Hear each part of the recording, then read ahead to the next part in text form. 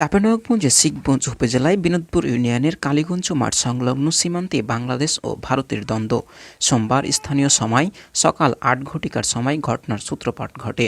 সাময়িক সময়ের জন্য পরিবেশ স্থিতিশীল থাকলেও দুই দেশের সীমান্ত রক্ষাকারী বাহিনী বিএসএফ ও বিজিবি নিজ নিজ সীমান্তে অবস্থান করছে।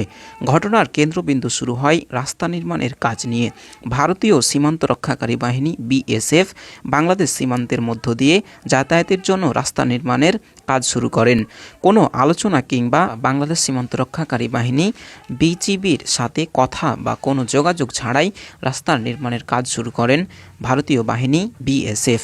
গোপন তথ্যের মাধ্যমে বিষয়টি বাংলাদেশ সীমান্ত রক্ষাকারী বাহিনী বিজিবি জানতে পারলে তাৎক্ষণিক ঘটনাস্থলে উপস্থিত হন। তবে বিজিবি সেখানে পৌঁছানোর পূর্বেই ভারতীয় বিএসএফ বাহিনী ঘটনাস্থল থেকে পালিয়ে যায় বলে জানা গেছে। রাস্তা নির্মাণের কাজটি বন্ধ করে রুখে দিয়েছে ভারতীয় বিএসএফ বাহিনীকে বাংলাদেশ সীমান্ত রক্ষাকারী বাহিনী বিজিবি। পরে দুই দেশের ঊর্ধ্বতন কর্মকর্তার আলোচনার সাপেক্ষে সীমান্তে পরিবেশ শান্ত থাকলেও ৭/১/২০২৫ অর্থাৎ মঙ্গলবার আবারও পরিবেশ ঘোলাটে হয়। দুই দেশেরই সীমান্তে কড়া নিরাপত্তা নজরদারি চলছে। শোনা গেছে একটি গুলির আওয়াজও, তবে কারা করেছে সেটি বোঝা যায়নি।